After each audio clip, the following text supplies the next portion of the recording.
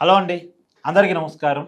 కేరళ ఎన్నికల సందర్భంగా కాంగ్రెస్ పార్టీ హైకమాండ్కి పండు పంపడం కోసమే, కేరళ ఎన్నికల ఖర్చుల్ని భరించడం కోసమే రేవంత్ రెడ్డి ప్రభుత్వం ఎంపీటీసీ జడ్పీటీసీ ఎన్నికలను వాయిదా వేస్తుందా? ఇది ప్రధానంగా ఇవాళ బీఆర్ఎస్కి సంబంధించిన ఒక పేపర్లో వచ్చిన వార్తా కథనం. సరే, బీఆర్ఎస్ పార్టీ సహజంగానే ప్రభుత్వం మీద విమర్శలు చేస్తుంది కాబట్టి ఆ విమర్శను ఒకసారి పక్కన పెట్టేస్తే, ఒక జాతీయ రాజకీయ పార్టీలు సహజంగా తమ హైకమాండ్కి కొంత ఎంత అవునన్నా కాదన్నా వాళ్ళ అవసరాల కోసం అమౌంట్ పంపించే మాట వాస్తవం. ఇప్పుడు కేరళ ఎన్నికల ఖర్చుని రేవంత్ రెడ్డి భరిస్తున్నారు లేదన్నా కానీ రేవంత్ రెడ్డి ప్రభుత్వం ఖచ్చితంగా వివరణ ఇచ్చుకోవాలి, కాంగ్రెస్ పార్టీ వివరణ ఇచ్చుకోవాలి, నో డౌట్ ఎట్ ఆల్. మామూలుగా జాతీయ పార్టీలో ఇది కొంత జరుగుతూ ఉంటుంది. అయితే నేను అనుకోవడం ఎంపీటీసీ జడ్పీటీసీ ఎన్నికల వాయిదాకి మాత్రం ఒక కారణం ఉంది. ఆ కారణాన్ని నేను 2 days క్రితమే వీడియో చేసి పెట్టాను, మన ఛానల్లో ఉంది చూడండి. కారణం ఏంటంటే, ఆల్రెడీ ఎన్నికల ఖర్చు సర్పంచ్ ఎన్నికల సమయంలో కావచ్చు, మున్సిపల్ కార్పొరేషన్ ఎన్నికల సమయంలో కావచ్చు తడిసి మోపిడైంది. ఎమ్మెల్యేలకు మంత్రులకు చాలా తడిసి మోపిడైంది. అంటే పెట్టుకున్న అభ్యర్థులు అయినప్పటికీ కూడా ఎంతో కొంత వీళ్ళు సర్దుబాటు చేశారుగా. ఆ సర్దుబాటు చేయటం కాడ చాలా డబ్బు చేతులు మారింది, ఎమ్మెల్యేలకు మంత్రులకు చాలా బడ్డెన్గా మారింది.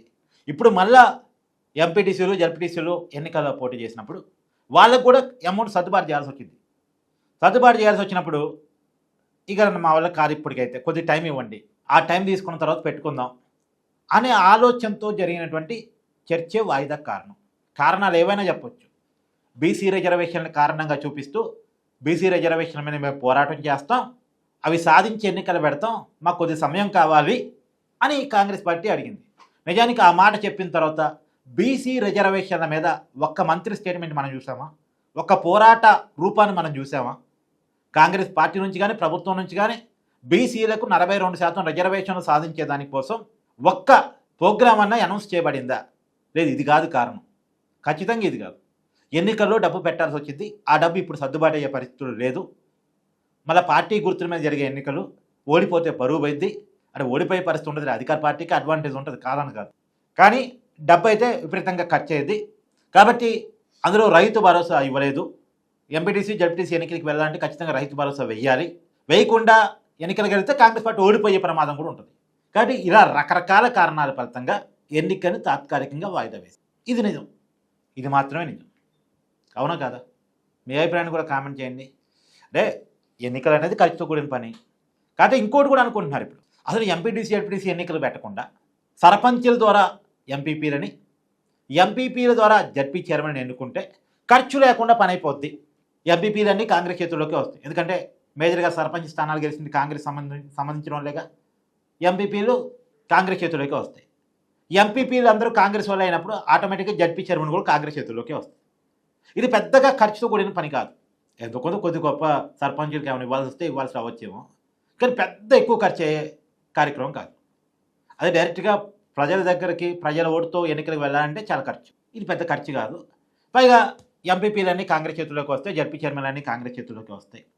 ఇక ఎంపీటీసీలు జడ్పీటీసీలు అంటారు, వాటిని లేకుండా చేసేద్దాం. ఇక ఎంపీటీసీలు ఉండరు, జడ్పీటీసీలు ఉండరు, ఆ ఎన్నికలు ఉండవు. అట్ట కూడా ఆలోచన చేస్తున్నారు.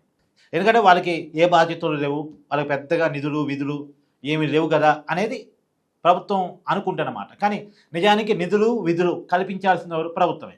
వాళ్ళు కల్పిస్తే ఉంటాయి. ఎంపీటీసీ గౌరవం ఇవ్వాలి, జడ్పీటీసీ గౌరవం ఇవ్వాలి, ఇచ్చేలాగా వాళ్ళ బాధ్యతలు మార్చాలి. లోకల్ బాడీ ఎంత స్ట్రాంగ్గా ఉంటే, లోకల్ నాయకత్వం ఎంత స్ట్రాంగ్గా ఉంటే మన సమాజం అంత స్ట్రాంగ్గా ఉంటుంది. నాయకులు గ్రామాల నుంచే పుట్టుకురావాలి.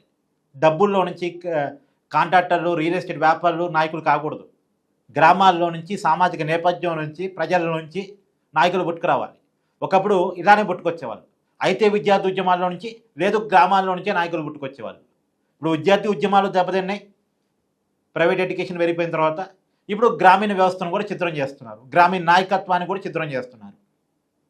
మీకు పెద్ద పని ఏముంది, మీకు పెద్ద బాధ్యత ఏముంది, ఈ అసలు మీరు ఎందుకు అన్న కాడికి వెళ్ళిపోతున్నారు. సో ఈ ఆలోచన తప్పు.